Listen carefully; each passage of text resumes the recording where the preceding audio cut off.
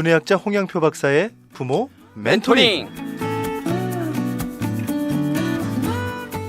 매주 이 시간 한국좌원의개발연구소 홍양표 박사님과 함께하고 있습니다. 할렐루야 박사님 안녕하세요. 네, 안녕하세요. 할렐루야 반갑습니다. 네, 반갑습니다. 좋은 아침이고요. 네. 지난주 지지난주 코로나19 전지훈련 오늘은 네. 그 세 번째 시간이고 네, 참 지난주에 우리가 한번 책 읽은 시간을 마련해보자. 네네. 그리고 또 우리 가족끼리 스크린을 본다면 좀 그거를 보지 않게끔 이 시간만큼은 보지 말자. 네. 또 책을 한번 이 시간만큼 읽어보자. 네. 그 결단을 많은 분들이 하신 것 같아요. 네, 그리고 나서 이제 중요한 건 뭐냐면 자, 책을 읽었어요. 예. 그걸로 끝날 거냐는 거죠. 그러네요. 그게 아니라 책을 읽었으면 추억을 만들어 줘라.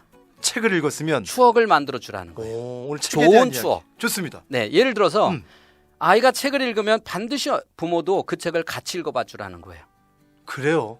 그리고 나서 이야기를 나눠야 된다는 거죠. 그 그러면 그러게 안 되니까 우리가 아이들에게 지금까지는 어떻게 했냐면 엄마 나 책 읽었어. 그럼 읽은 내용 말해봐. 그렇죠. 어땠어? 말해봐. 혹은 글로 써. 음. 그러니까 이거는 자기 혼자 다 하는 거잖아요. 함께 읽고 함께 그림을 그려보고 이야기 나누는 것도 중요하지만 예를 들어서 로빈 후스 읽었다. 예. 그럼 우리가 이 옷을 한번 만들어보자. 우리 함께. 오. 그럼 이 재료는 뭐로 쓸 것인가? 또 뭐 성을 하나 만들어보자. 그러면 아이하고 밖에 나가서 하다못해 박스라도 주워다가 와. 직접 만들어보는 거예요. 그럼 이 아이는 이 하나 만든 것이 정말 오랫동안 머릿속에 아빠와 함께 혹은 엄마와 함께한 이 추억이 정말 좋은 선호도로 자리 잡는데 이런 몇 가지 선호도만 만들어주면 이 아이는 평생 책하고는 아주 친한 아이가 됩니다. 야, 저는 지금 박사님 말씀 들으면서요. 이거 지금 저하고 비슷한 생각 하시는 분이 한두 분 계실 것 같은데 그렇게까지요. 그런데 박사님 말씀 중에 또 제가 도전을 받은 게 아까 이 책을 자녀가 읽은 책을 우리 부모님들이 읽어봤냐 그러셨잖아요. 네. 제가 읽어봤다면 네. 서로 뭔가 공감 가는 이야기가 그렇죠. 추구받고 난 그렇게 해서 들어. 네, 그러니까 아이와 함께 자 우리가 성을 하나 만들자 그러면 성이 어떻게 생겼는지 이미 우리는 알고 있잖아요. 나도 알고 있잖아요. 그래서 어떤 종이가 필요하고 어떤 재료가 필요한지도 알고 있으니까 특히 코로나 때문에 시간이 많으니까 가능하다는 거죠. 그래서 아이와 함께 이제 집안의 거실에다가 혹은 방에다가 이렇게 아이들과 함께 만들어 놓으면 아이는 자기가 만든 거잖아요. 이거 부셔지는 거 아깝잖아요. 그렇죠. 그러니까 아이는 그걸 가지고 오랫동안 그걸 갖고 놀면서 가슴에 좋은 추억으로 남는데 그 추억이 선호도를 만듭니다. 아멘. 선호도를 만들어서 책하면 나타나죠. 우리가 성경을 읽는다 그래도 예. 마찬가지로 얘기지만 어떤 우리가 욥이면 욥 아니면 요새 어떤 테마를 읽을 때 함께 읽는다는 거죠. 함께 읽고 그것을 우리가 표현해 볼 수 있는 것들이 있잖아요. 그래서 우리가 꼭 교회에서만 하는 것이 아니라 집에서도 우리가 성경을 읽고 뭐 각자 아빠하고 엄마하고 연극도 한번 해본다든지 다양한 방법으로 아이에게 좋은 추억을 만들어주라는 거죠. 그 읽은 내용을 당장 저장하는 게 아니라 어떤 아이는요 인간의 뇌 능력이 얼마나 대단하냐면 그전에 제가 순간포착 세상에 이런 일이 아이의 뇌를 검사한 적이 있었어요. 그 아이는 넉넉 잡고 1분에 책 한 권씩 읽습니다. 그게 돼요? 1분에. 1분에요? 저도 그게 되나 안 되나 해서 검사를 해봤거든요. 예. 그 아이가 가져온 책이 아니에요. 제가 뺀 책을 읽었어요. 근데 그 아이는 이 손에 물 묻히는 거를 갖고 와서 넘기는데 완전히 눈에 보이지도 않게 빨리 넘기는데 나중에 제가 질문을 했더니 다 알아요. 이 책에 나오는 주인공도 알고 주인공의 이모도 알고 다 알아요. 인간의 뇌는 하나님이 창조할 때 이렇게 무한하게 창조를 했어요. 다만 얼만큼 내가 책에 대한 선호도를 갖게 했느냐. 그럼 저는 어떤 생각을 했어요. 얘는 어렸을 적부터 책하고 엄청 친한 선호도를 부모님이 만들어줬겠다. 그것이 이렇게 된 거지 부모가 책 읽어서 이렇게 되는 한 명도 없어요. 그러니까 중요한 거는 책을 읽게 하려면 책에 대한 좋은 선호도를 만들어주라는 거죠. 그것도 몇 가지만 만들어주면 그 선호도가 평생 추억으로 좋은 추억으로 인간관계도 똑같아요. 자, 첫인상이 되게 좋아요. 한 두세 가지가 좋으면 그 사람만 만나면 어때요? 좋죠. 좋잖아요. 근데 첫인상이 뭔가 안 좋아. 그럼 괜히 그 사람만 보면 피하게 되는 거 아니에요? 그렇죠. 근데 그 사람이 나한테 뭐라고 안 했어요. 그런데 싫어요. 똑같아요. 아이에게 좋은 책 선호도로 몇 가지를 만들어주면 이 아이는 책이 그냥 좋은 거예요. 이 선호도가 있어야 손에서 책을 안 놓는 아이. 그래야 책 읽는 뇌가 만들어지죠. 좋습니다. 그러면 지금까지 엄마 아빠가 우리 아이에게 좋은 책 선호도를 사준 거 말고 좋은 책 사준 거 말고 어떤 선호도를 만들어줬냐라는 걸 한번 되돌아봐야 된다는 거죠. 코로나19 전지훈련 기간을 우리가 갖고 있습니다. 네.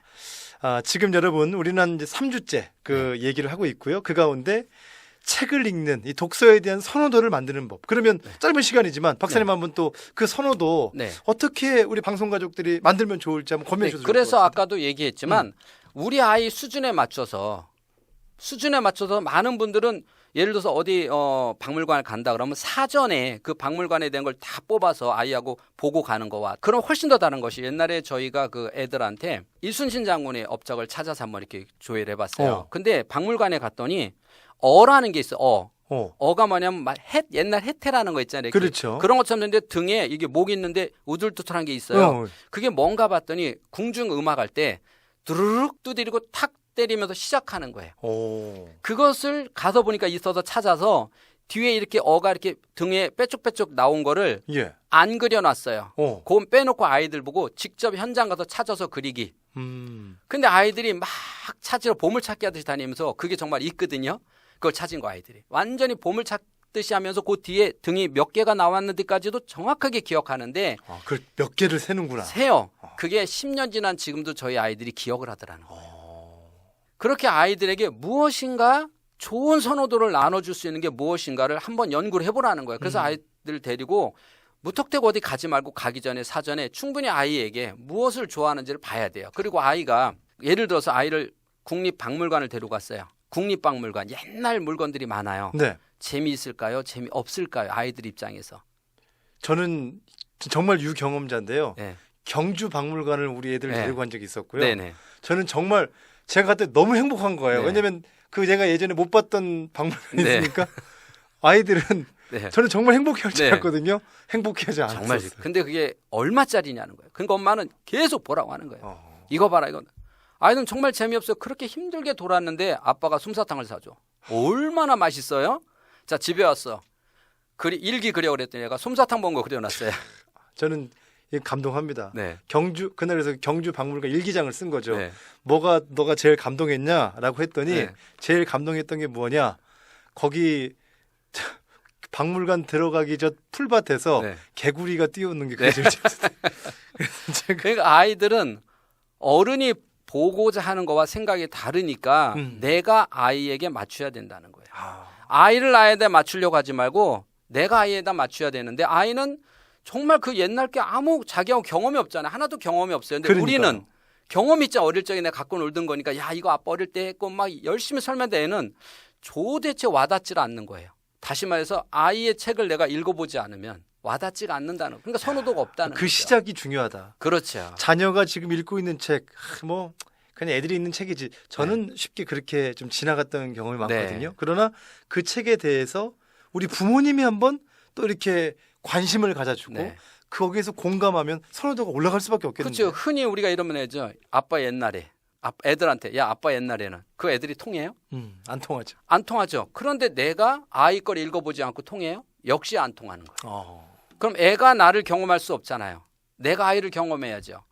그래서 아이 입장에서 그 책을 읽어보고 함께 아이와 함께 이걸 어떻게 우리가 표현해 볼 것인가 이걸 가지고 함께 이야기를 나눠봐야 된다는 거죠. 아이 입장에서.